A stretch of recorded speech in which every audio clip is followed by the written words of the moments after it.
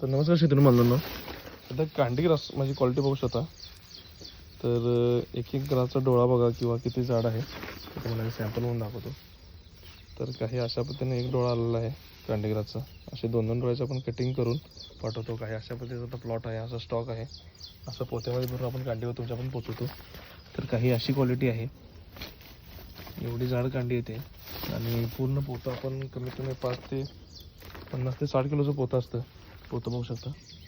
एवढं आपण एक 20 ते 25 किलो वजन एवढं भरून पाठवतो.